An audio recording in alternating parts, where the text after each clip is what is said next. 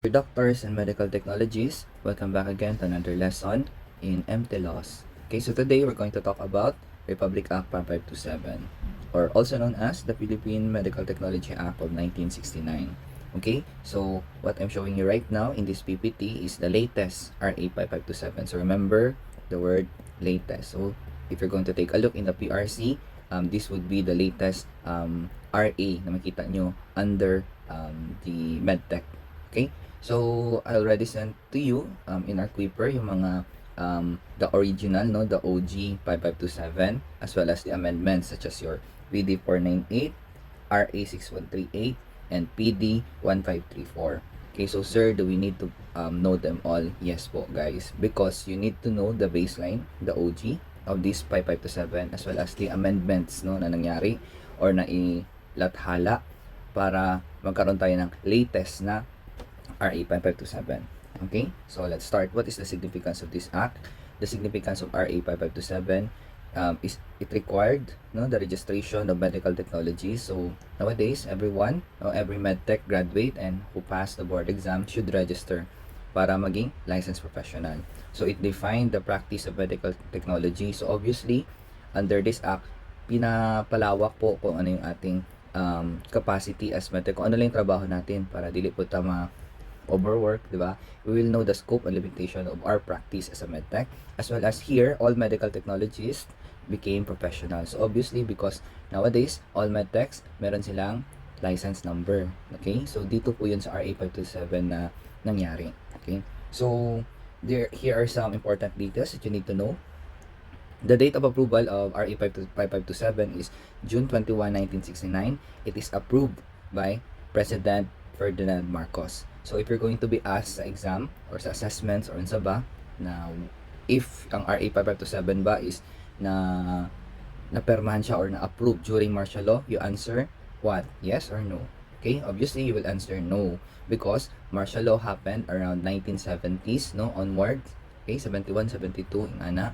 So since this is 1969, therefore it is not, okay, a law approved under martial law. Okay, so RA 5527, meron siyang 32 sections. And then, currently guys, meron tayong tinatawag na SB 2473. So, when I say SB, it refers to Senate Bill 2473. So, ibig sabihin guys, hindi pa siya na approved ng ating executive or the president. So, it means that this bill is still pending and it is not considered a law. Remember ha, this SB 2473 is not yet a law.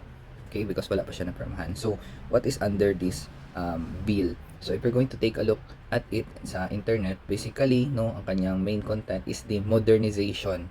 Okay, modernization of ating RA 5527. So, why do you think that RA 5527 needs to be modernized? Okay, so it needs to be modernized because yung batas na to is 1969 pa. Although, it undergone 3 amendments already. But, sa tingin nyo ba yung mga amendments na yun is angkop sa panahon natin ngayon? So, during our time in 2024, no. Okay, so dili na siya applicable kaayo. So, that's why merong mga amendments or itong Senate bill na to na inilakad para mabago. Okay, kasi before mo na siya ma-change guys, no, it needs to be approved by the President. Okay, so para lang meron kayong idea, when was this bill filed? It was filed last 2014 pa. So that's why if magboto kayo ng senators guys, no, I hope you vote those senators na may paki sa healthcare system or sa mga medtech. Okay, so ako yung time na nagaboto ako guys, no, ang binoboto ko is yung mga may paki talaga sa medtech. However, apparently, no, since 2014 pa tong bill na to, obviously laging talo yung natin, yung manok natin sa Senado. Okay? Napildi dyan siya ni Rubin Padilla. Okay? So, ano siya guys? Kanang, this is something that you need to consider when voting for the mga legislative natin. Okay? So, that is for the important details. Okay? So, let's start with section 1. So, obviously, you know that here in RA 5527, now be it the OG or the latest, meron tayong 32 sections. So, it all starts with section 1, the title. So, gaya na sinabi ko last time, the title should be clear, no? And dumadaan ito siya sa anong reading yun during filing? Sa first reading. Very good. Okay, dumadaan to siya sa first reading, and if the title is not clear and concise during the first reading, it will be rejected. Therefore, it will not become a law. Okay? So ngayon, since ang title natin has been, no, naging batas na talaga siya, so the title here really, you can really understand it by reading it again in one sentence. So para kanino to? Para sa mga medtech. Ang scope ng lugar, the Philippines. So, ibig sabihin, lahat ng medtech sa Pilipinas. Kailan siya nasignan? Noong 1969. So klarong-klaro ang gusto na iparating, 'di ba? Title pa lang. You need to memorize all the sections, all the amendments, as well as all the important details, no? Such as sino yung nag-sign ng particular amendment na to, sino yung president during that time, sino ang executive, ing ana. Okay? So, for section 2, you have definition of terms. So, actually, all the sections, guys, no, are the same, no? Sections na kanilang meaning are the same. For example, section 2, meaning nito sa OG is definition of terms. Meaning yapon sa latest is still the definition of terms. It's just that the contents under that particular section changes through amendments. Okay? So, in the latest, by the way, always natandaan itong gonna-explain ko ngayon is the latest 5527. So, here guys, we have the practice of medical technology. Nakalagay dito na if a person for a fee or salary renders the following services to aid the physicians in the diagnosis of the disease. So, ibig sabihin, these are the following services, no, na under sa practice na medtech. Ito yung scope natin as medtech, guys. Kasi nga, if you're going to be asked, no, in a more, simpler definition ng practice ng medtech, diba? We are the ones who aid the physicians in the diagnosis of the disease using laboratory techniques and medical technology procedures. Okay? So, yun yung definition natin. Yun yung practice natin sa ano. But dito sa ating section 2, mas pinapalawak pa kung ano yung cover talaga natin. So, remember din natin guys, no, sa latest na RA 5527, nakalagay for a fee or salary. So, obviously, dili man ta mapayag na walay bayad. Kinsa man pud ang tao na magtrabaho lang na kawang gawa. Char, ako dili legit guys, no? So, as much as possible, based sa section 2, yan, sabihin nyo. If ever hindi kayo bayaran ng employer ninyo, sabihin nyo, ma'am, you are violating RA 5527 Section 2. Okay? So, dapat may bayad. Alright? Ano pa? You have the examination of tissues, secretions, and excretions of the human body and other body fluids by various procedures or techniques, manual or automated.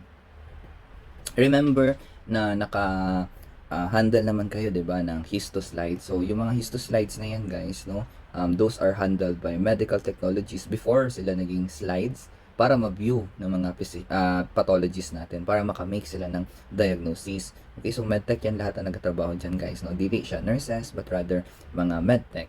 Okay, so blood banking procedures, no. So, kindly please take a look at all the coverage and practice of medical technology, kung ano yung mga nagawa na ninyo dito or na-encounter na ninyo dito, no, as you go through with your medtech education. Obviously, halos lahat to sila, guys, kaya mag-i-unmute ninyo.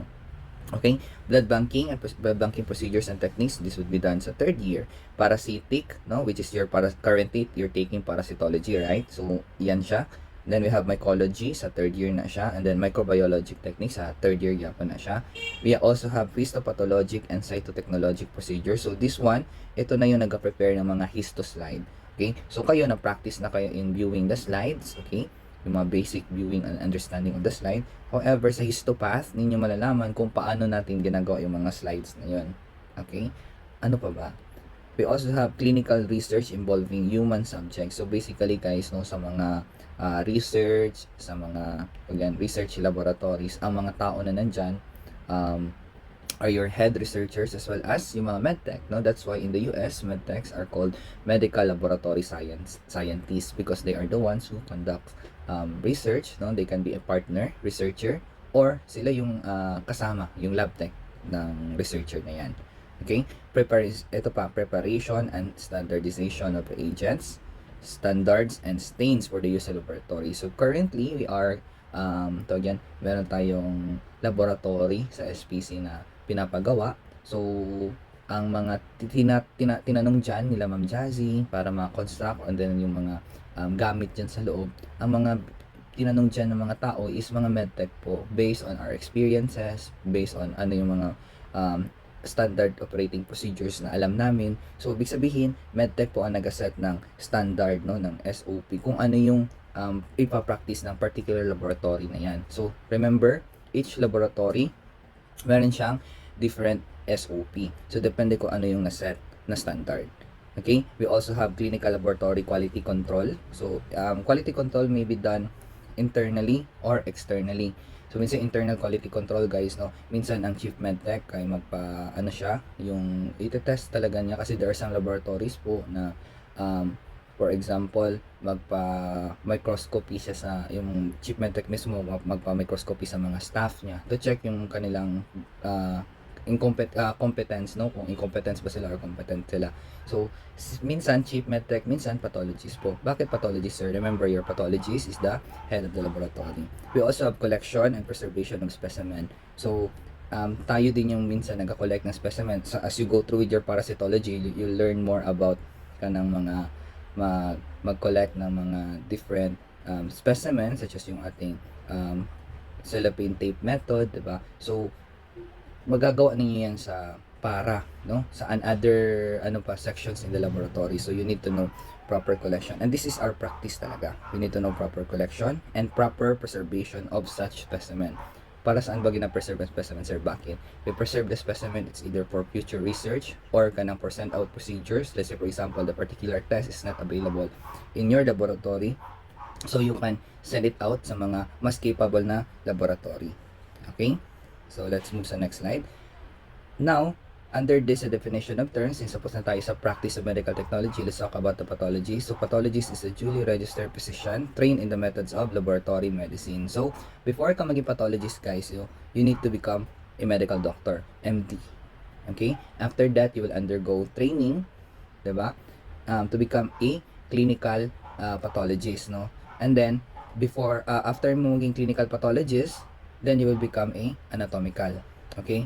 Guys, ang clinical pathologist, sila yung maging head ka ng laboratory if maging clinical pathologist ka na, provided that the laboratory does not have histopathology.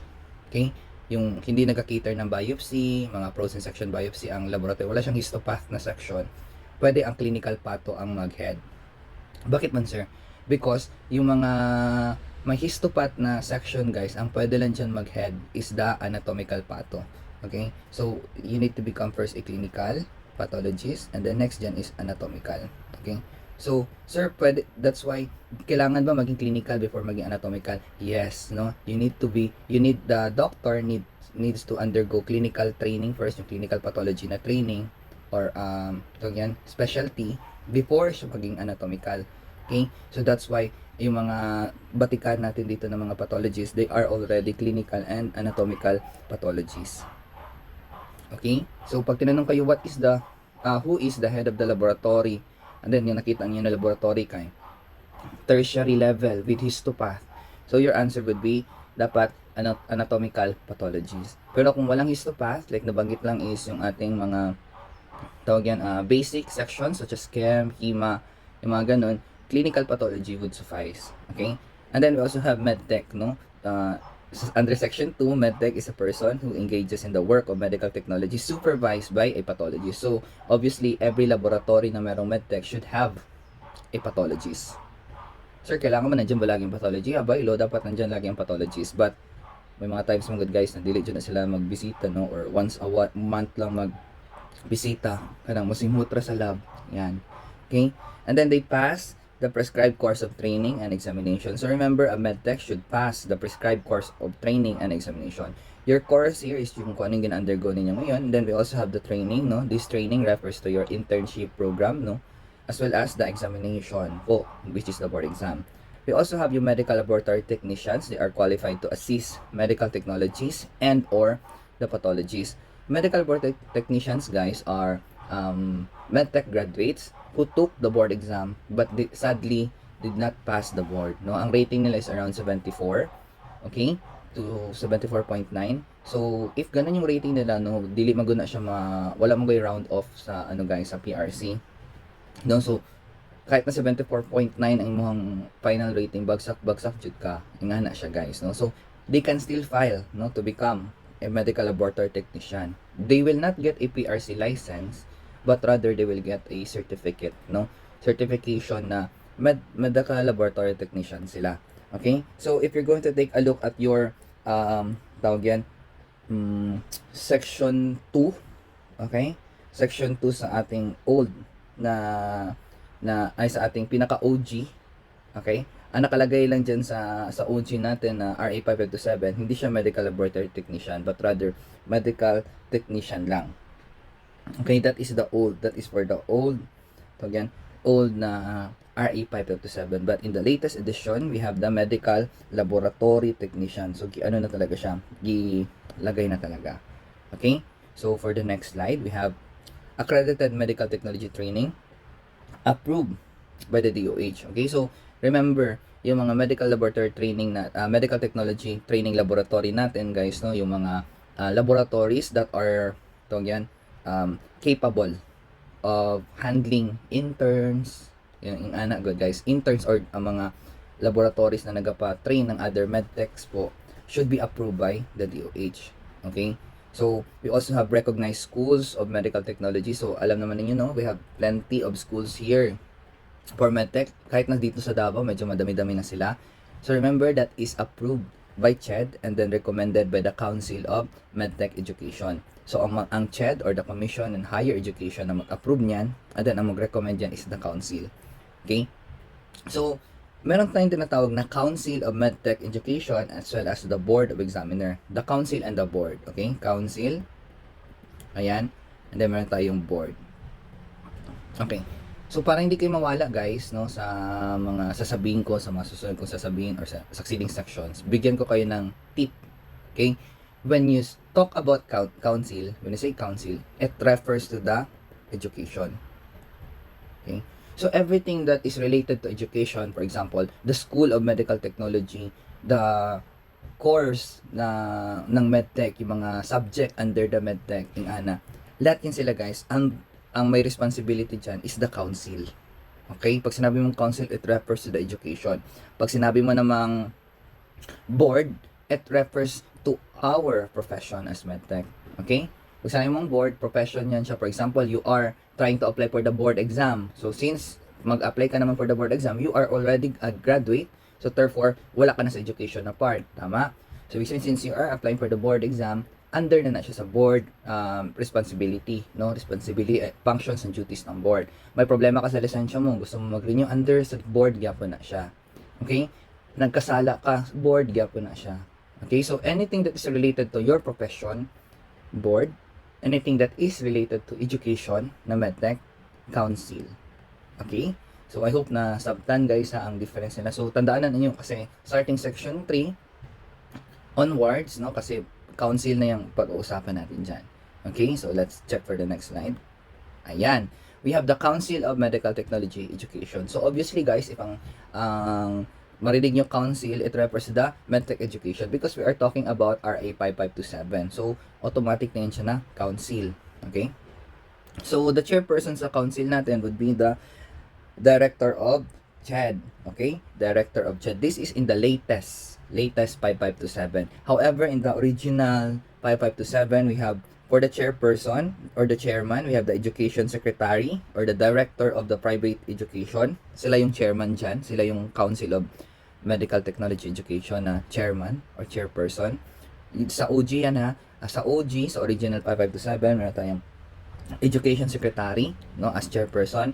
Sa PD 498, pinalitan siya. Ginawa siyang, ang chairman would be the PRC commissioner. Okay? PRC commissioner. And then sa latest na latest amendment na 1534, no? So 1534 natin, which is currently yun yung dinadala pa rin natin. Ito na, the Director of Higher Education, no? Director of CHED. Okay, I hope na nagets ninyo, no, ang changes niya from the Undersecretary ng Education, tapos naging PRC Commissioner, tapos ngayon sa latest we have the Director of CHED. That's why pinasa ko sa inyo lahat yung mga amendments for you to memorize and then for you to understand kung sino yung mga chairperson, mga tao na involved, no, sa RA 5527, as well as ano yung mga amendments na ginawa all through the years. Okay? So, yun tatandaan natin. Remember din guys that hindi lang chairman ang nag-change, no? Ang vice chairman as well as the members, they also change, guys. Okay? So remember this one. Okay? So, for the vice chairperson guys, in the latest we have the chairperson of PRC or the PRC commissioner. However, sa original po, ang chairman natin would be the Director of Bureau of Research and Laboratories of the DOH. Okay? Yun yung ating vice chairperson sa original. And then pagdating ng PD 498, pinalitan siya. Ang ating vice chairman is the chairman of the Board of Technology. But in the latest po, ang vice chairperson natin is the chairperson of PRC. Okay? Vice chairperson of PRC ang ating vice sa latest. Okay? Tapos yung sa PD 498 natin na chairman ng board, nagiging members na lang sila ngayon sa latest po. So, sir, do we need to know the difference between amendments po? Yes po, guys. No? You need to know sino yung mga old na mga tao na nalagay dyan, and then as well as yung latest natin. Okay? Medyo madami-dami kasi yan sila, guys. But, pag ma-survive ninyo tong 55 to 7, yung pinaka-bulk niya, it will be easier for you to understand. Okay? So, let's move on sa next slide. We have the compensation and traveling expenses of the council. So, remember guys, no, kung titignan nyo at face value, yung compensation, masyadong mababa. Tama? 50 pesos for the chairperson and 25 pesos for the members, no? Every meeting. And then, meron din silang traveling allowances, no? So, kung isip-isipin mo, mababa talaga siya. Okay? Ang mangyari dyan, ganito guys, no? Don't take it, don't look at it at face value na nearly 50 pesos, but rather try to make a scenario. Let's say for example, you have 100 schools, no, sa buong Pilipinas. Lahat yan guys, no, pinuntahan ng ating council, no, gimit nila, no, nagkaroon ng meeting with those different schools. So obviously, kung tag 50 pesos sila, no, ang 50 pesos ang chairperson per meeting, magkakaroon siya ng 5,000. Tama? What if yung 100 schools na yan, kasampo niya gimit? Okay? So, that is 50,000 na in just 1 year. That is only for 100 school. Nagets niyo? See the logic, guys. Now, what if 100 times na binisita ang mga schools na yan? So, that would be 500,000. Yung ana siya nabutang. And hindi lang magod tayo 100 schools lang yung sa buong Pilipinas. Remember, konti lang yung, napakaraming eskwelahan na medtech schools sa Pilipinas, guys. No? So, ganun siya. And aside from that, aside from these 50 pesos na yan, they also have yung ating traveling allowance. May mga allowance yan sila, no, as they travel. At the same time, yung school na nag-invite sa kanila, sila man gud mag-host, no. Minsan, pinapastay yan ng school sa mga hotels, or kung meron silang own hotel yung school, doon nila ipastay. Ang food, libre food na siya. Yung ana. So, yung 50 pesos natin dito, if tignan nyo lang talaga at face value, masyadong mababa. But however, if you're going to make a computation, no, mayaman pala na maraming pera, 'di ba? So, pag-council na lang mo, guys. Okay? So, bakit sila inalagaan ng mga school pag magpabisita? No, bakit sila ipa-entertain or i-host, no, mag-host talagang school? It's because of these functions ng council. They recommend the minimum required curriculum for the course of medtech. So kayo sa panahon ninyo ngayon, wala na kayong mga pol-sci, mga zoology, biology. No, yung time namin, meron kami guys mga ganyan na subject. Isipin nyo, 4th year, 1st semester ko, meron gud akong pol-sci pa. Okay? So, from that year, from my year to hanggang sa inyong time ngayon, may mga changes talaga na nangyayari. No? Ang council ang gumagawa niyan. No? Basta regarding the curriculum, remember, the curriculum is under education, therefore, council. Ganun lang siya, i-correlate lang siya tanan. Okay? Yung mga subject ninyo na mga concern ninyo guys, no? Council po na siya mag-change. Okay? That's why in your time now, meron dinagdag sa inyo, meron nang tinanggal ng mga unnecessary like political science, mga zoology, biology, pero dinagdagan naman kayo ng molecular biology. So, ibig sabihin, binabalance nila, tinitignan nila kung ano yung need for this particular year, no, and years to come, and then constantly meron talagang changes na nangyayari. Like recently po sa inyong curriculum, skills lab has been added, 'Diba? Dati sa amin wala pong skills lab, no? Diretso after mo mag-graduate, kung qualified ka to undergo internship, nagpining ka, diretso na siya, no? Diretso na internship. Okay? We also have determines the prescribes the number of students per school. So obviously, per school guys, no, binibisita yan ng CHED para malaman nila kung ilan lang yung maximum capacity na pwede for admission. Okay? Pwede for admission. Hindi pwede mag-exceed. Let's say for example, ang school mo 1 hectare lang, tapos nagdawat ka 1 million students. Dili po na pwede, no? So tinitignan na siya. If the school is small and then starting pa, obviously mas lesser yung number ng students. Okay? We also have approved medtech schools meeting the requirement or closure of substandard school. So kapag na-approve ng CHED yung pag na-meet ng school yung kanyang mga requirement ng CHED, it will be approved by the council. Okay? It will be approved by the council. And if ever na yung school guys, no, is constantly producing substandard na mga students, graduates, konti lang pumapasa sa board exam, there's a big chance na mapasara ang school. So sino magpasara yan? The council.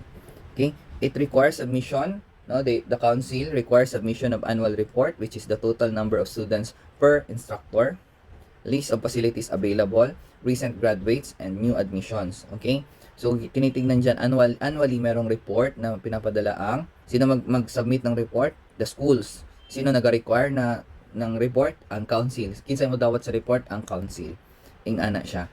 Okay? So, I hope you understood yung mga functions ng council natin, no? They also inspect different medtech schools, no? That's why recently na-shock lang po ko na naada ay school na medtech school near the Ecoland, katong gagmayra daw to, no? Gamayra ang students. So at least na-shock lang, wala lang, makashock lang na meron pala. So yung mga bagong school na yun, na maliliit na school kay council po na naga-inspect no, if they are qualified to run, no, medtech course.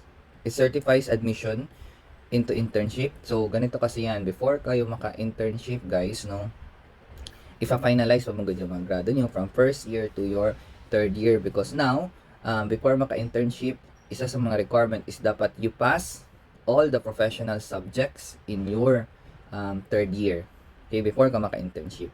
And then, formulates or recommends approval of a refresher course, no? So, ang refresher course, guys, no, ang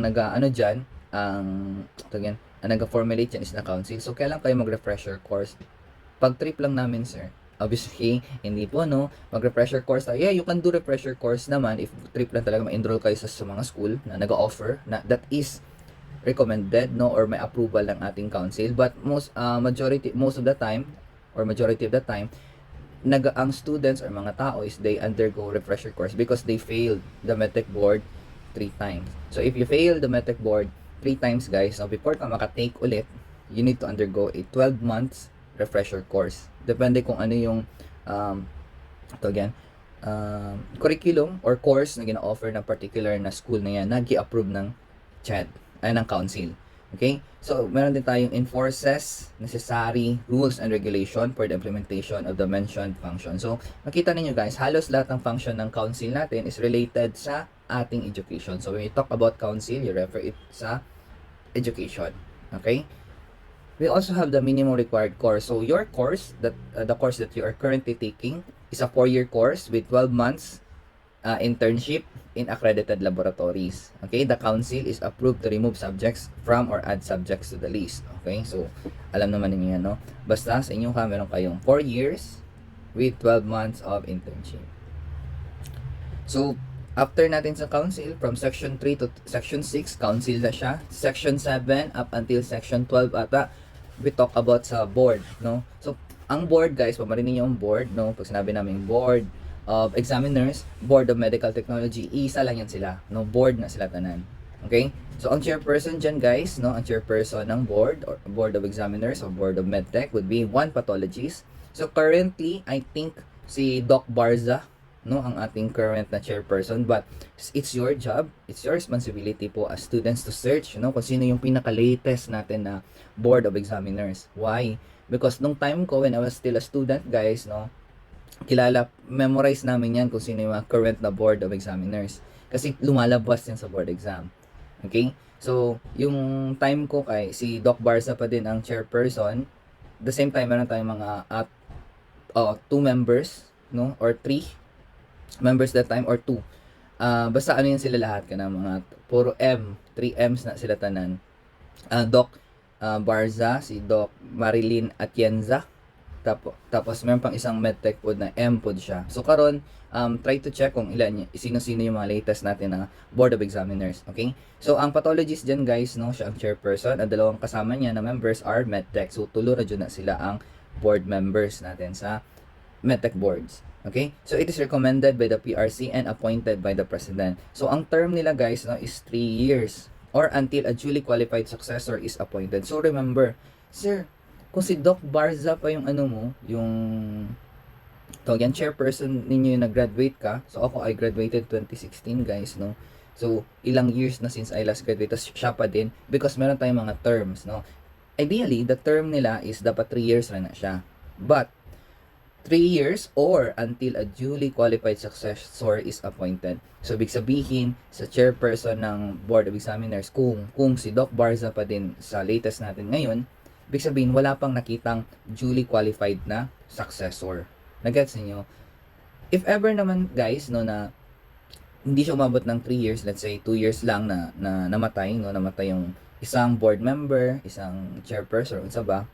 Okay? Yung papalit sa kanya, no, yung next in line niya na successor will only serve the remaining balance of the term. So, kung 2 years na nakaserve yung namatay, yung papalit sa kanya, what will only serve for 1 year. Nagets niyo? Sir, what if, like for example, wala pang qualified successor, lampas na ng 3 years. So, yung sinabi ko kanina, patuloy pa rin, siya pa din, hanggang magkaroon ng qualified successor. Nagets niyo? But in our case, mga guys, no, yung mga board of examiners natin, they stayed because nagkaroon ba ng pandemic. So, hindi talaga sila napalitan. Okay?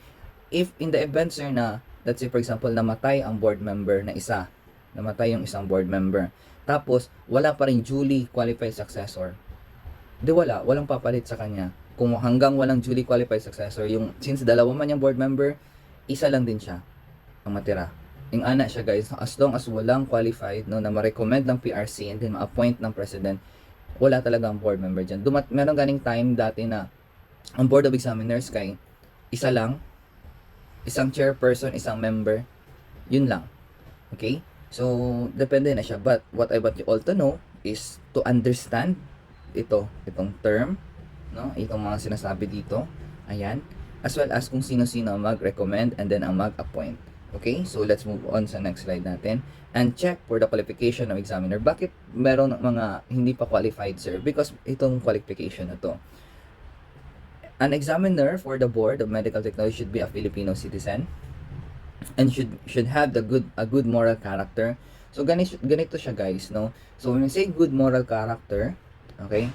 So ako, I do have a good moral character because it was given to me by my last na sa aking college, no, yung sa school ko. I was given by my school a good moral character na certification, as well as in my current employer sa SPC guys. Last time, 'di ba? Alaman niyo na CI ako last 2 years ago, 'di ba? Pag step down ko as CI, no, I asked for a good moral character. And then absorb man gyapon ko sa SPC as a faculty. So, if ever na mag-resign ako as a faculty, mangayo na po ko good moral character. Ang bottom line dito guys, what I'm trying to say is, kayo as students ngayon, you cannot say na meron kayong good moral character because you are still studying in an institution. If ever na, halimbawa, high school, senior high ka na graduate or high school graduate ka, tapos wala kang planong mag-college, gusto mo mag-work agad, pwede mo sabihin na yung nakuha mo na good moral character nung high school ka, pwede yun yung ipakita mo. Pwede mo sabihin na I have a good moral character based on the last institution na nagbigay sa iyo. Okay? But if ever na, let's say for example, nung high school ka, nakuha ka ng good moral. Okay? Tapos nag-enroll ka sa SPC or sa any college or any institution. Hindi mo na pwede gamitin yung good moral character mo dati, no, nung high school ka, because you are still in the progress of getting your good moral character sa institution na kung saan ka nag-enroll. Okay? So, let's say for example, kayo as students, check kayo dito, but sa good moral character, hindi pa. Kasi, in progress pa. Okay? Pag graduate ninyo, makakuha na kayo nito. Okay? Isa talaga yun sa kukunin nyo sa school. Okay? So, ako, check pa ako. Kasi meron ako nito, nakakuha ko nito. Okay? Next, qualified pathologists or RMT, no? Pathologist for the chairperson, 'di ba? For the member, you have your RMT with at least 10 years of experience. So ako guys, dili ko qualified because I only have at least running 8 years, no? So dili siya pwede. Okay? So dili ko pwede guys, no? So wala X na diri si sir. Okay? Let's say for example si Ma'am Jazzy. So si Ma'am Jazzy, meron siya Filipino citizen, check. Obviously, meron siyang good moral character, check. More than 10 years of experience, check. However, ayan, not a faculty of any institution for at least 2 years prior to appointment. So, ibig sabihin, kahit si Ma'am Jazzy, hindi siya pwede. Okay? Pero sir, dean man si Ma'am Jazzy. Hindi man siya faculty. Whether dean or faculty or clinical instructor, same pa rin yan. Okay? Magets ninyo, same lang din yan siya guys. So, because you are all employed in an institution. What do you think will happen if employed ka sa isang institution?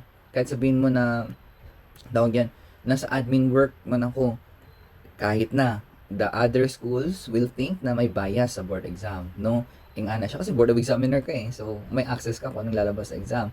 So, it will cause a steer, no? Or a problem. Dapat, if ganun ang nangyayari. So, dapat dili ka, if ever na si Ma'am Jazzy gusto niya talaga maging board of examiner, no, she needs to resign sa SPC. And then, resign siya sa SPC, and then after 2 years, no, 2 years, doon na siya mag-apply as a board of examiner, no. So, ang mag-recommend sa kanya is the PRC, and then ang mag-appoint sa kanya kay si President. Okay? So, ngayon, alam na natin yung qualification ng examiner, no? Lisod, no? Kasi matagal mo nang dugay kayo magkaroon ng duly qualified successor, no?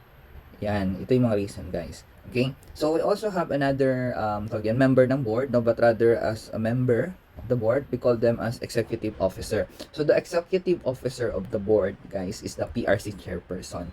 Obviously, because since board naman, board exam, di ba? After mo maka-exam, kanino ka ba mag-register sa PRC? So, that's why the PRC is the executive officer. At the same time, if ever na there are some problems with the licensing, the registration, or yung mga problems na encounter natin as medtech, no, the PRC chairperson are the ones na mag-asikaso. Okay? And then, we also have compensation for the board. So, 10 pesos for every applicant examine. Okay? Every applicant examine. So, ibig sabihin, pasabot anak guys, no? Hindi lang every application ng applicant. Every applicant na examine. For example, ikaw, ngayong araw, nag-file ka for board exam. Okay, bayad ka. So, may 10 pesos din sila. Sa next napasa mo na, magkuha ka na ng COR mo or sa another na naman siya na bayad. Meron silang every application. Meron silang payment. So, let's say, for example, ako, remember, my license number is ika 80,000 po ako na medtech. Okay, so kung ika 80,000 ako na medtech noong 2017, so obviously meron na silang kung 10 pesos, meron silang 805,000 pesos. Yung time ko na nalikom sa registration pala, sa application pa yun siya na ng exam. Di pa kasali yung mga nag-apply for pagkuha ng lisensya, nagkuha ng COR. Yan, lahi po na siya guys. Now, per application mo, meron silang makukuha. Yeah, that is the compensation of the board. At face value, 10 pesos, very small. But if in bulk na, no, maramihan na, malaki na siya. Lumalaki siya guys. Okay? So, we also have the functions and duties of the board. Ito sila. Please understand all of this. I think understandable naman siya, no? Administer the provisions of this act. Administer oaths. That's why during oath takings, you can clearly see or nandyan talaga yung present ng one or all yung ating board members, no, sila Doc Barza. Yan, actually guys, yung time ko ng mga board of examiners, nakita ko na silang lahat, no, tiguang naman na sila guys, no. So, ano siya guys, yan, because ang qualification man good sa board, to become a board member guys is 10 years, di ba, of clinical experience. So, ano talaga siya, karamihan na nag-apply for board examiners, kaya may edad na talaga, okay. So, issues, suspend and revoke COR. So, ang board gyapon na siya ang mag-issue ng COR mo. Mag-suspend ng COR mo if may kasalanan ka. And mag-revoke ng COR mo if malala talaga yung kasalanan mo. Okay? Looks into the condition affecting the practice of medical technology. So, if they found out, no, that some laboratories are mistreating medtechs, okay? Yung, for example, yung mistreated yung mga medtech sa isang laboratory, no, the board of examiners can call, no, the attention of those particular laboratories, no, if ever na maapektuhan yung practice natin sa profession natin. So, if ever na kayo puhon, mag-practice na, tapos feeling nyo na ginaabuso mo sa inyong laboratory, no, there are some things na ginapagawa sa inyo na which dapat hindi nyo ginagawa kasi hindi siya pasok sa practice ninyo, you can, no, pwede kayo mag-sue or something na magsabi sa kanila, ma'am, you are violating my right, no, under RA 5527 section 2, the practice of medical technology. Based on that law, I should not be doing this chart. Based on that law, dapat hindi po ito kasali sa scope and limitation ko. That's why yung mga, before kayo mag-apply sa laboratory, guys, no, bibigyan mo kayo ng job description. So, better read and understand your job description. Okay? But if ever na may problem dyan, no, ang board, Board of Medtech ang mag-asikaso. Investigates violation of this act and issues subpoena. Okay, when say subpoena, guys, no, let's say for example, there are some situations na hindi man ikaw directly ang nagkasala, pero ikaw yung witness, you can also be called sa court. So, when you say subpoena, ibig sabihin, it is the legal way of tawagin ka sa korte. So, kahit duty ka that day, kung meron kang subpoena, no, na required yung presence mo sa court, no, obviously, by law, you are exempted sa duty mo. Nga na siya. We also have draft rules and regulation with the President's approval. So, sa board, yapon na siya. Determines the adequacy of staff in all clinical laboratories before licensing. So, obviously, every laboratory na ipapatayo, let's say, for example, plan ninyo magpatayo ng laboratory, guys, no? Ang Board of Medtech will look into, no, kung ilan yung capacity ng staff ninyo based sa laboratory, kung saan siya kadako, gaano kalaki, gaano ka daming section. So they will issue na dapat based sa pinasa ninyo na size ng laboratory, qualification ng laboratory, and yung gina-aim yun na ito yung number ng staff ng medtech ang kailangan nyo. So ang mag-determine dyan is the board. Okay? Prescribe the qualifications, trainings of medtech as to special fields of the profession. So ang niyan, guys, no, like for example, ako, I am a drug analyst as well as a newborn screening specialist. Tas ang meron din iba na HIV for patient, no. So ang mga nag-undergo ng training na yan is mga medtech, no, for medtech, as well as ang nag-approve dyan or nag-prescribe ng qualifications for the said trainings are your board of medtech. Okay, so we also have classifies and prescribe qualification trainings for technical staff in the clinical laboratory such as technicians and CMT. So if makita ninyo, guys, no, sa laboratory meron talagang hierarchy. Okay? So, meron talagang hierarchy na meron tayong mga lab technicians, meron tayong mga rotating staff, mga medtech, as well as meron mga chief medical technologies. Yung mga chief medical technologies, guys, no, by law, no, they need to undergo trainings din talaga, no, trainings for laboratory managers on how to manage the laboratory, yan. Yung mga trainings na yan, yung mga qualifications na kailangan i-hit ng mga aiming to become CMTs, no, ang mag-prescribe niyan is the board. Okay? So, yun yung functions ng boards natin. If ever naman na yung board member mismo nagkasala, it will be removed by the president. Okay? Ang president ang may power na patanggalin ang isang board member. And these are the following reasons bakit matanggal ang isang board member. Una, neglect of duty, incompetence, malpractice, unprofessional, unethical, immoral, and dishonorable conduct. Hearing board member should be suspended during investigation and temporary member will replace him or her. So, ibig sabihin, for example, nagkasala ang isang board member, automatic, meron mo ng temporary member na papalit sa kanya. Hanggang sa maka-issue na ng verdict po. Okay? So, kung verdict doon is tanggalin talaga siya, si president po ang tatanggal sa kanya. Okay? So, question, guys. Okay? So, ako ba, kung si Sir Neil, nagkaroon ng neglect of duty, incompetence, malpractice, under section 12, will I be removed? Yes or no? Okay, so if your answer is yes, no, you are wrong. Because the correct answer is no. Since, remember, si Sir Neil, I'm not a board member, guys. Okay, so ang board members is under section 12. So removal of the board members, that is section 12. So kung board member yung pinag-usapan, therefore, under section 12 siya. Okay? Kasi meron tayong sariling section, guys, para sa mga medtech, no? Sa mga normal na medtech like me. Okay, for the section 13, so remember, section 3 to 6, council, 7 to 12, sa board. Okay, we also have yung tinatawag natin na section 13, okay, accreditation of schools of medtech and of training labs. So remember, training labs, training laboratory. So, dyan man mag-internship, di ba? Yes, so that's why it is still connected sa School of Medical Technology. So, dapat connected na sila. Ganito kasi yan. The council will recommend. So, remember, council, education. So, that's why connected yapon si training lab and School of Medtech. Remember, ang training natin sa education is internship. Internship, ang mga laboratory dyan na, tawag yan, na dawat lang og intern or tawag yan, ang capable of acquiring interns for training, it should be accredited po. Okay, for example, yung SPH, before yan sila guys nagdawat og intern for internship, no, keep accredit sana siya. Okay, so sino-sino yung mga involved? So the council, remember council, education will recommend, okay, they will recommend the schools or training laboratories na mag-participate. So the CHED will approve the schools, very good, kasi sa CHED, remember, sino gani ang chairperson ng council? Di ba CHED man din? Okay, so they will the one who will approve the schools. And then, we also have the VHFS that will approve the training laboratory. This is in relationship yapon sa medical technology education. Be it training lab na for internship or training lab na for qualifications. Okay? So, ing ana siya. Before ma-approve, it should be recommended by the council. Okay? CHED will approve the school and BHFS will approve the training. So BHFS is the Bureau of Health Facilities and Sciences. They will approve the training laboratories. Okay? So need siya ma-recommend first ng council. Recommend.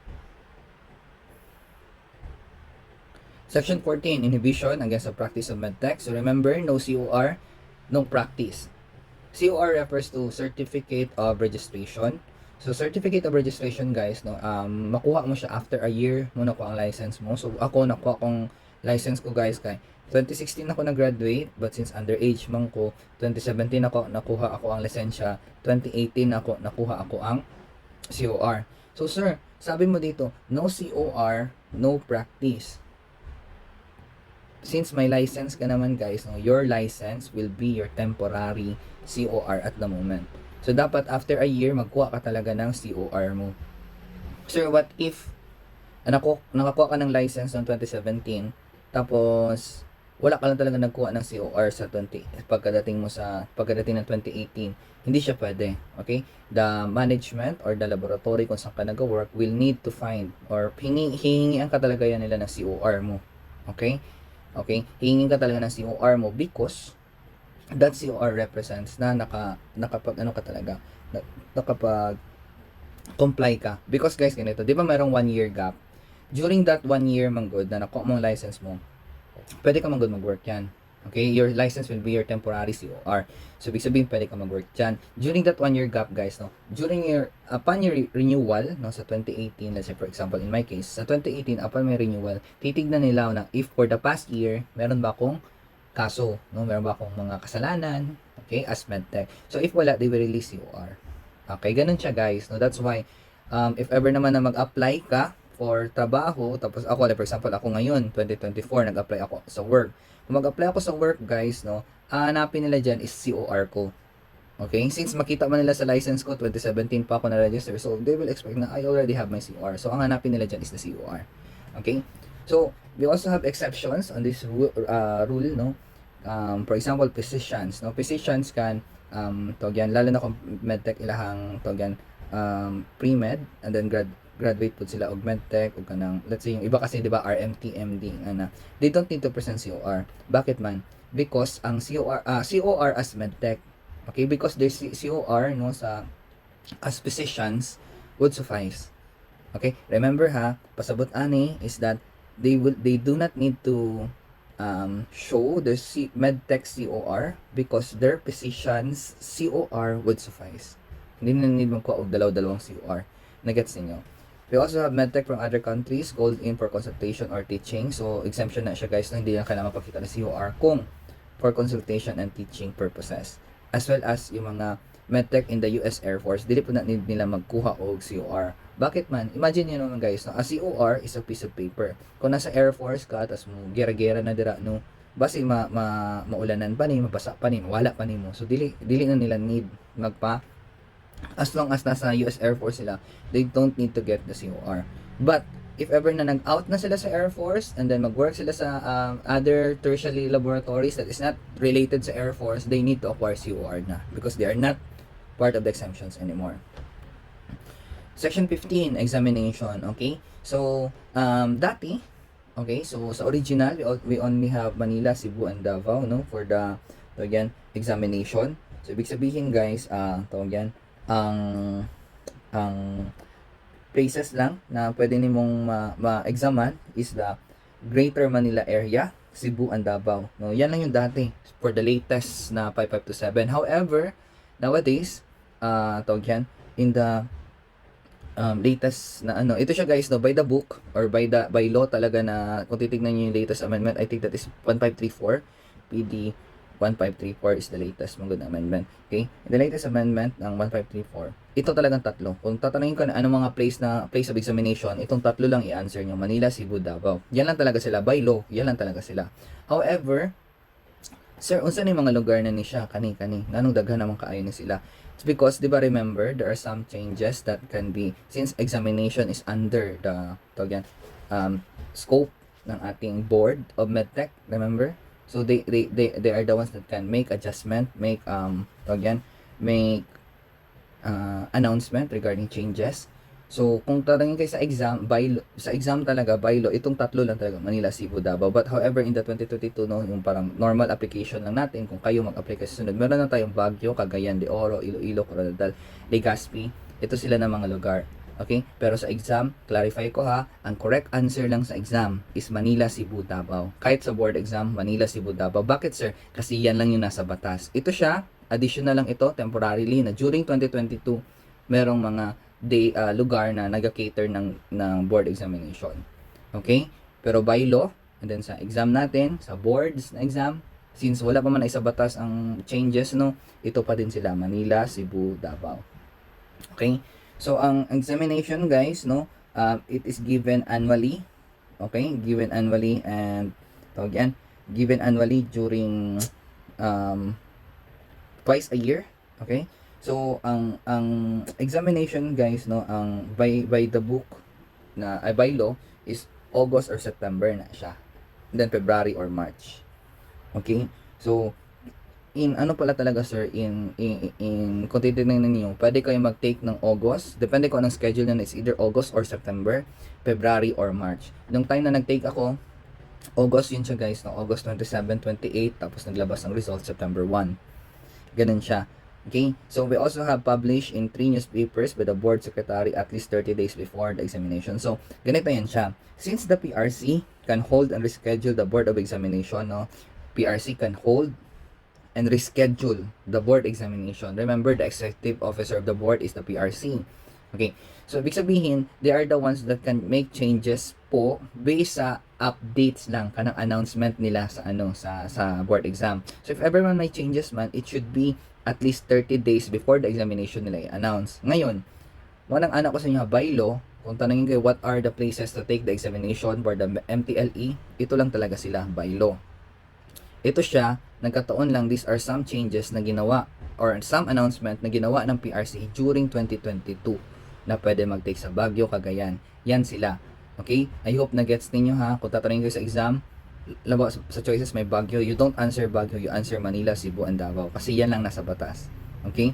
And then nasa batas din that ang exam lang talaga is usually by law is it's either August or September. August or September. That's why kung basahin niyo ang RA 5527, nakalagay lang doon, exams is given annually.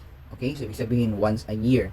No, it's either in the month of August or September. But with the recent na mga announcement ng PRC natin, yung mga pop-up announcement nila, no, February and March, kaya nakaka-take din ng board exam. Okay? Pero by law, August or September, Manila, Cebu, Davao.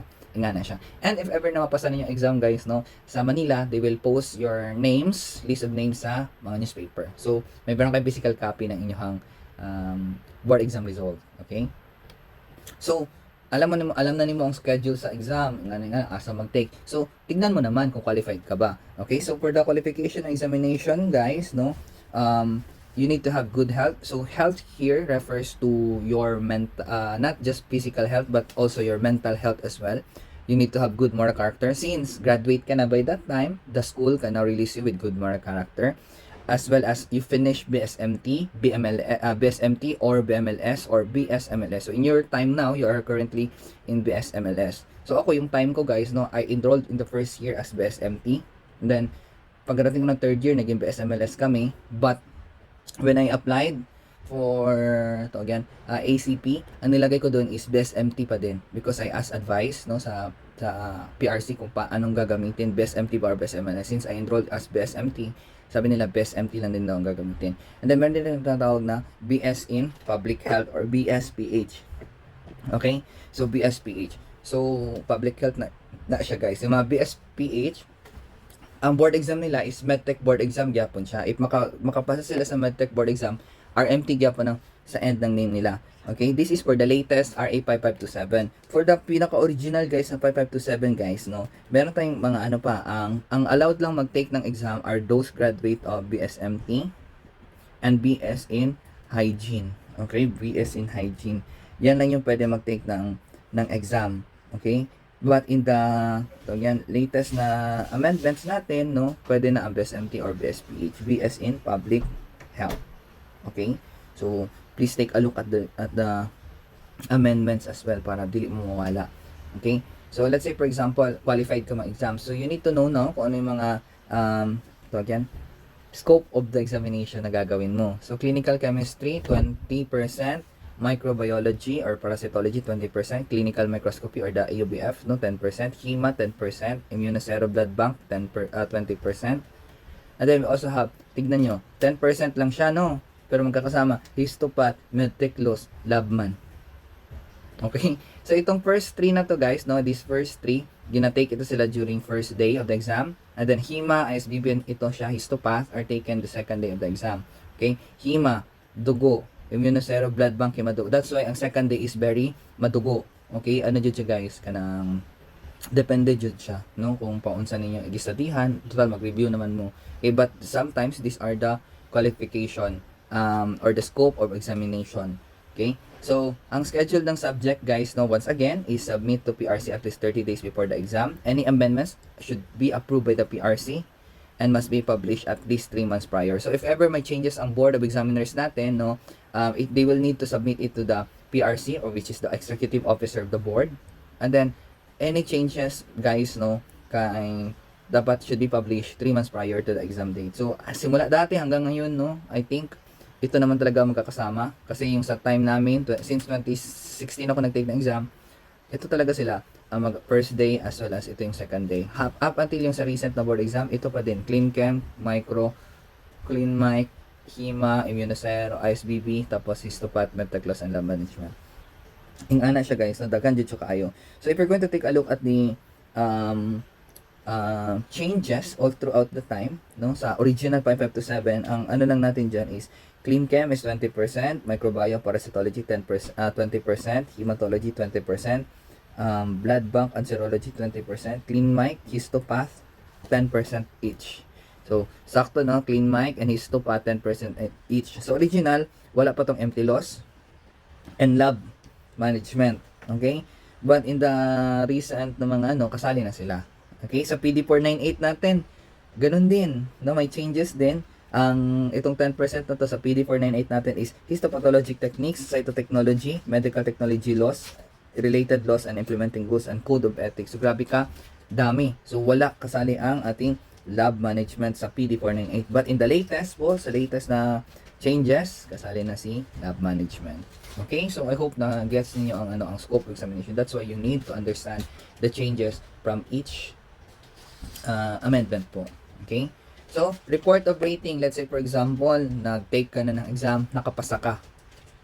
You'll know today, you'll know it after 3 days. Okay? But, if tatanungin kayo sa exam tanungin ko kayo sa exam, how many days will you get the result? You won't answer 3 days. You will answer only within 120 days. Because yan yung nasa batas. Okay? Within 120 days. Remember within 120 days of the date of examination. Dili nyo pwede answer 3 days. Sir, 3 days man, di ba? Kaya katumon yung day na nakuha ninyo yung dili, guys. The correct answer is within 120 days.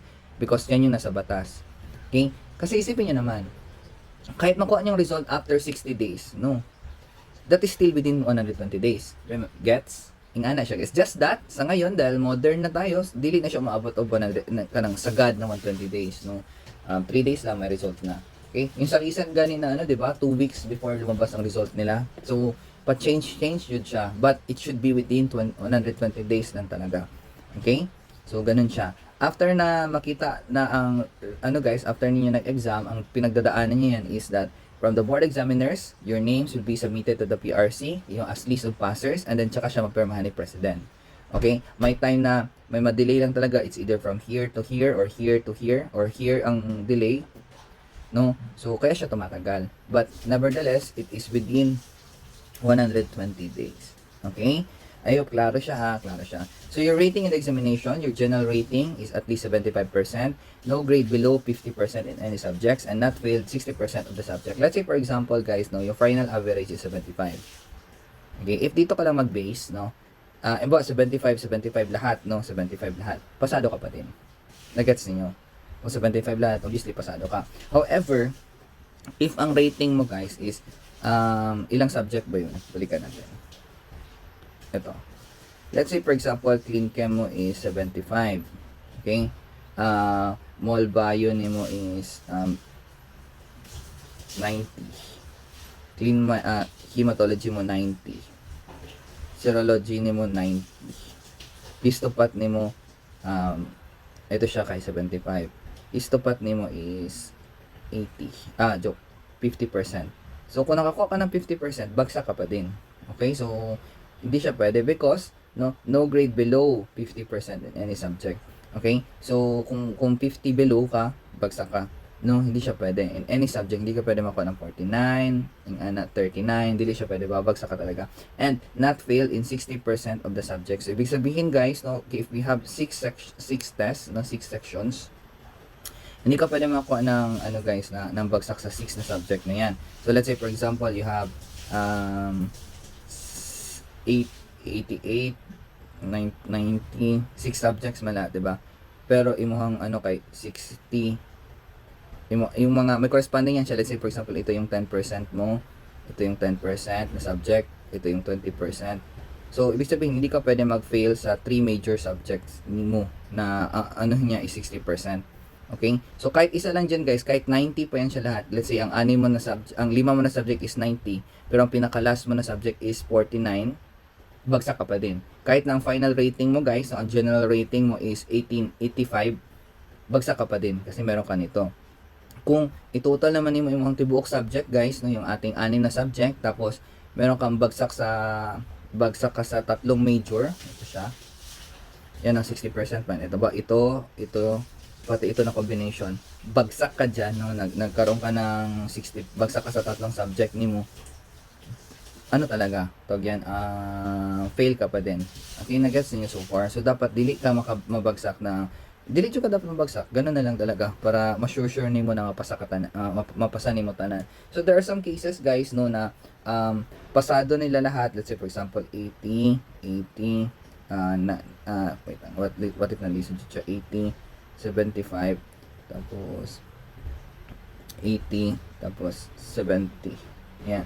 1, 2, 3, 4, 5, 6. Okay, 6 subject. Yan. Let's say, for example, ito siya, Chem, ISBB, Hima. Napasa ni mo tanan major ni mo naman subject, no? Ito, clean mic mo. Tapos, ito yung isang subject ni mo. Ito yung histopath mo. 70 ang histopath. Pasado ka pa din yan, kahit na may fail ka na isa. Because, ang rating ng inyong histopath is only 10%. Nag-get so far.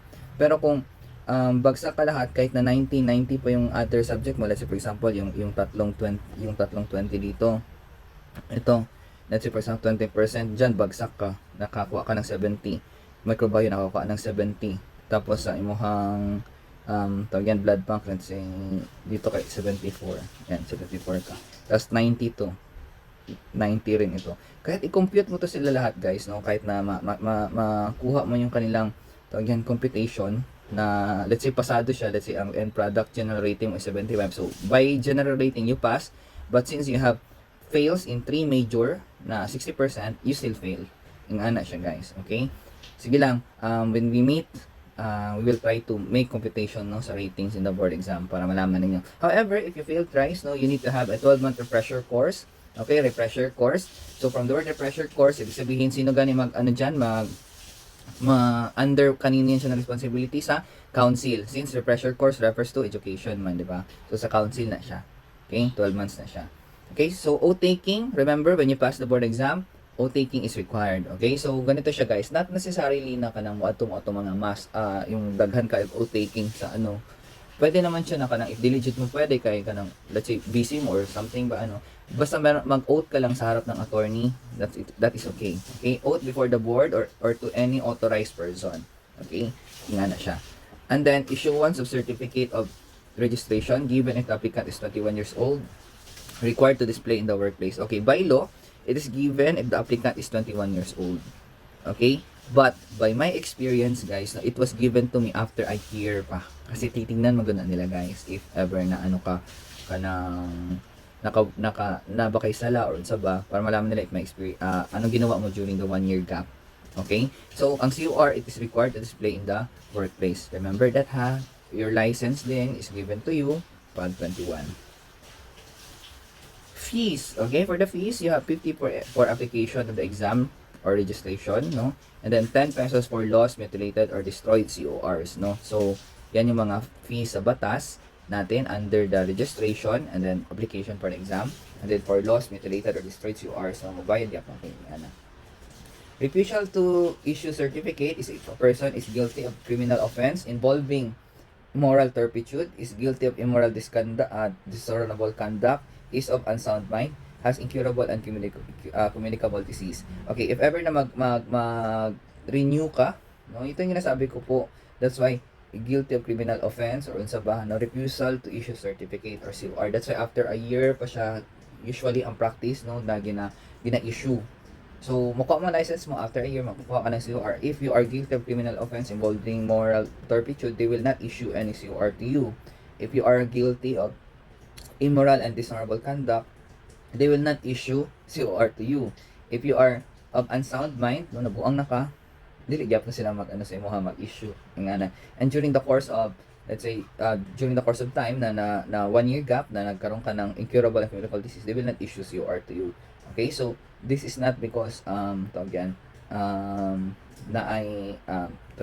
for the char lang na dili sila mag-issue. Meron talaga reasons bakit dili sila mag-issue, and these are all the reasons. Okay?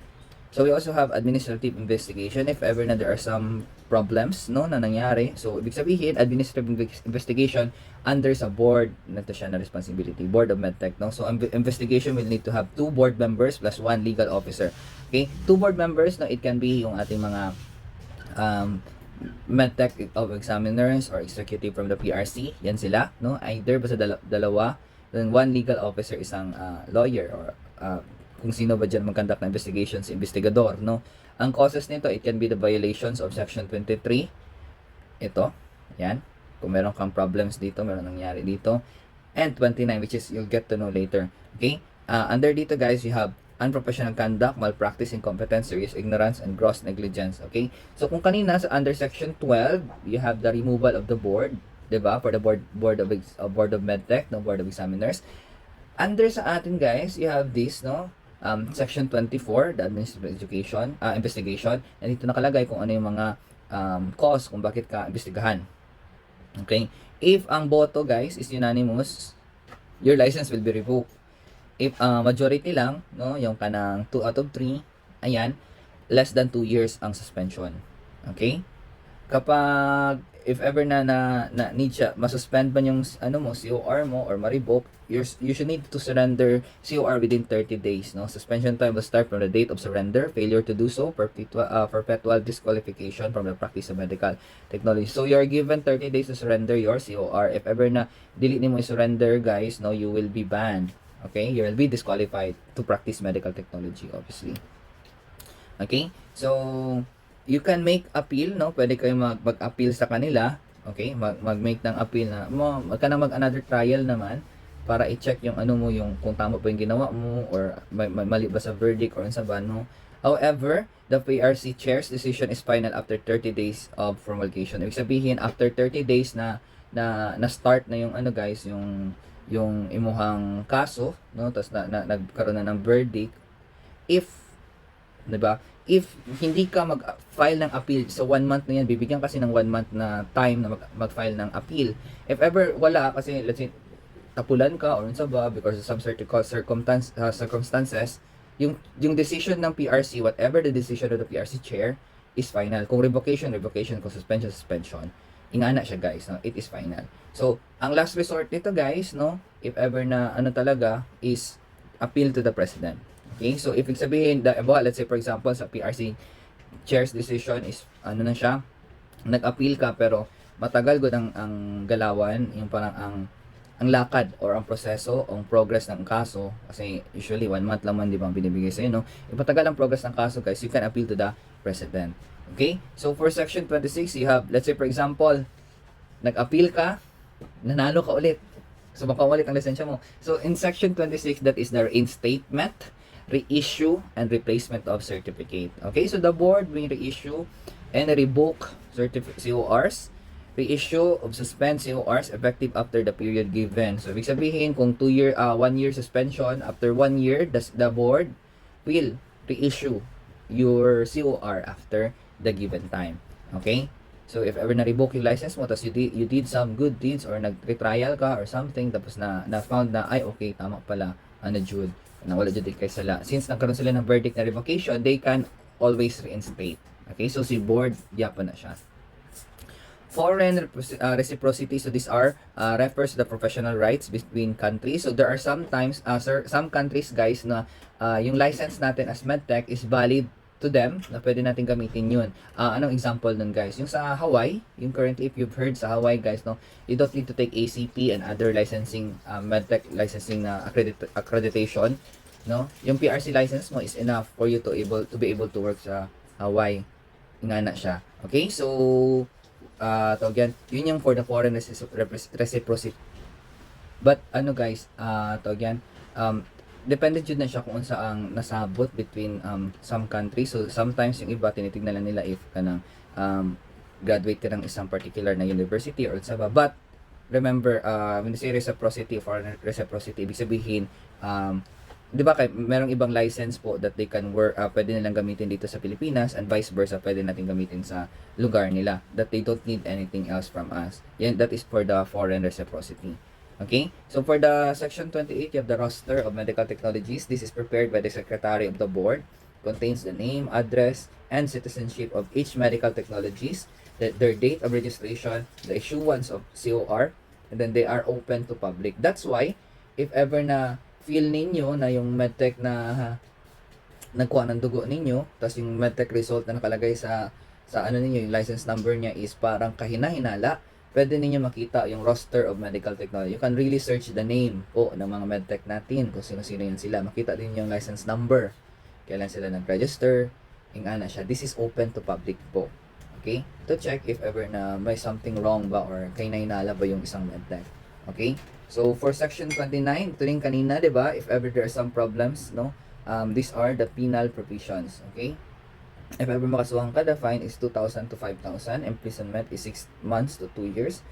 And then, ito yung mga reason na makasuhan ka. You are not yet registered, but you are practicing the profession. So, mali talaga yun, di ba? Practicing without the supervision of a physician, mali din talaga yan. Knowingly making a fraudulent lab result, mali talaga yan. Okay, refusal or failure to display COR after due warning. Okay, and then using another COR. So obviously guys, lahat na nandito sa section 29, these are the things na if you do, makakasuhan ka talaga.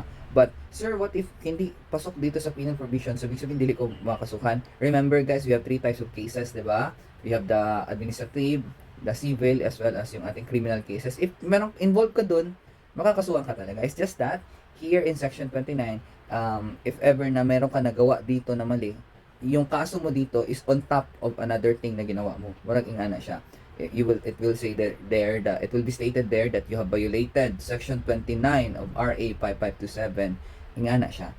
Okay? We also have presenting false evidence to the board with obtaining COR, impersonating any registrant, using revoked or suspended COR, conveying that he is a medtech without valid COR, employing non-licensed medtech. Okay? So, violating the rules and regulation of the board. So, ito guys, no, very crucial to, employing non-licensed medtech. So, ibig sabihin guys, yung mga fresh graduate natin guys na dili pa graduate pero nag-work sa laboratory as in the disguise of laboratory technician, kahit wala pa sila naka-board exam, that is wrong. No? Makakasuhan ka talaga. Makakasuhan ka talaga.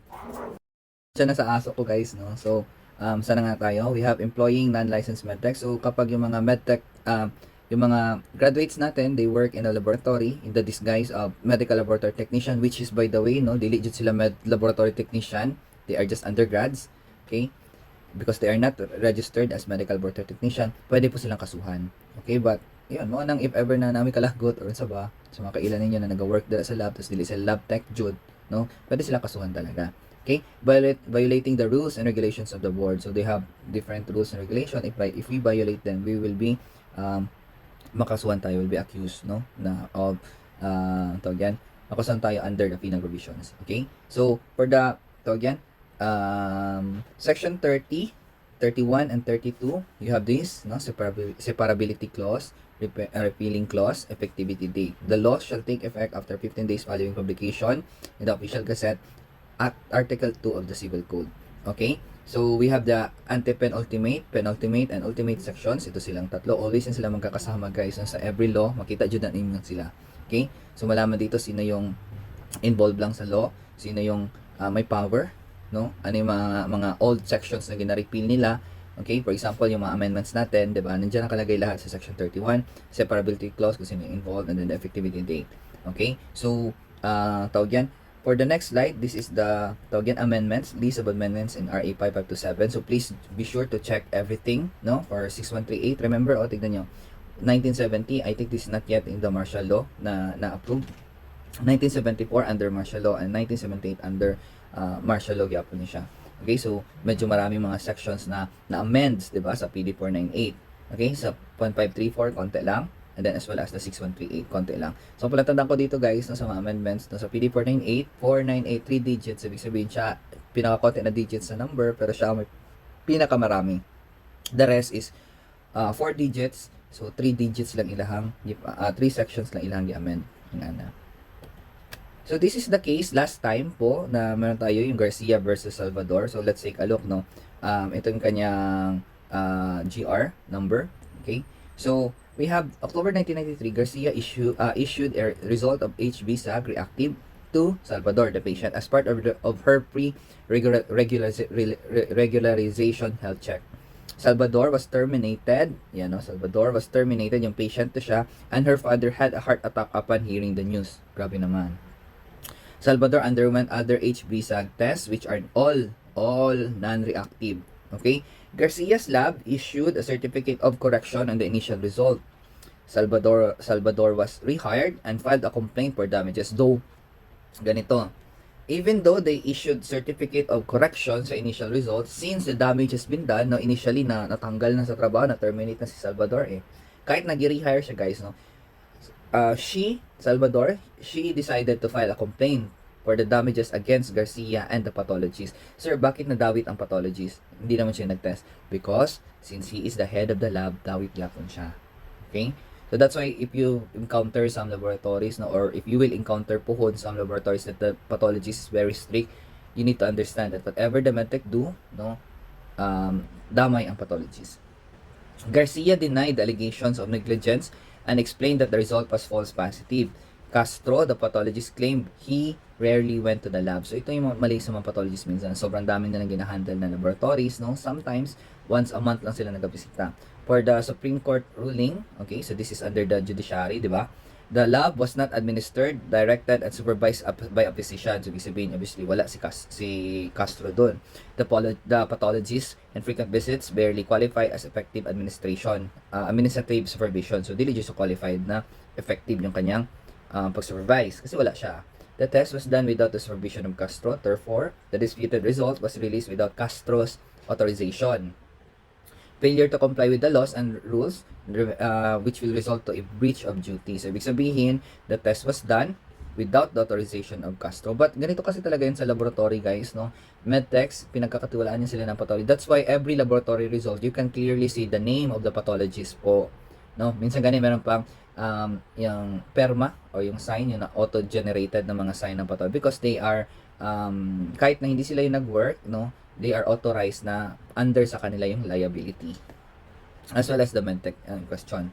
Okay? So, ang nangyari dito guys, no, Salvador, yung patient, suffered injury as a direct consequence of Garcia's failure to comply with the laws and rules. Okay? Ito yung medtech natin. Ito yung ating patient. Article 20 of the Civil Code, every person who conduct on contrary to law will willfully or negligently causes damage to another person shall indemnify the latter for the same. Si Garcia guys, no, yung medtech natin is guilty of gross negligence. Okay, gross negligence.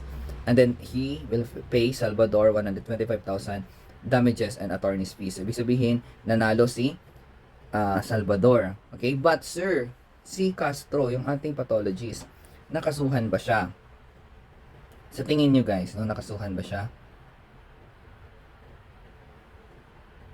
Okay, so hindi. Si Castro natin guys, hindi siya tawag yan, nasali siya, nadawit ang kanyang pangalan, natawag siya per subpoena, but based on the ruling ng mga Supreme Court, no, si Garcia lang talaga yung nadawit sa kaso si Castro, pero yung magbabayad ng damages, okay, si Garcia lang.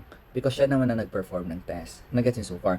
Magkaroon lang ng problema si Castro kung during the time na pinatawag siya sa hearing, is hindi siya pumunta. Nag-gets niyo so far? Kung hindi siya pumunta sa hearing, tinawag siya, hindi siya pumunta sa target hearing, doon na siya makasuhan. If ever din na, for example, during the time na nag-test si Garcia, tapos nandiyan si Castro, pinakita niya kay Garcia, kay pathologist yung result, nag-approve ni pathologist, ibig sabihin, dalawa na sila magka-problema. But in this case, since the pathologist is not there to supervise, feel na ko gi-reprimand lang si pathologist, no, giingnan na okay, this is your first warning, murag ingana because all the damages is being paid by Garcia. Okay, so na gets ninyo guys, no, ang ating case here, Garcia versus Salvador. Okay, so mahirap pag medtech, no, kasi dapat tama yung result. That's why kayo as second years, we are really teaching you, ako personally, I teach my students na how to be very very careful, no, dili jud pwede magtinanga guys, no, kay puhon-puhon lisensya na jud ninyo ang maapektuhan. Okay, so once na magka-record ka guys, lifetime yung record mo, no, makita jud na siya. Okay, so I hope na intindihan ninyo ang ating RA 5527 and as well as na-relate natin sa case, no, kung ano yung mga nandito sa ating RA 5527. So once again, please read everything, no, the RA 5527 original, the amendments, yung 6138, PD 498, PD 1534, those amendments, as well as yung i-correlate niyo siya sa latest na RA 5527. Okay, so it's been fun, so thank you for listening and God bless. Bye bye.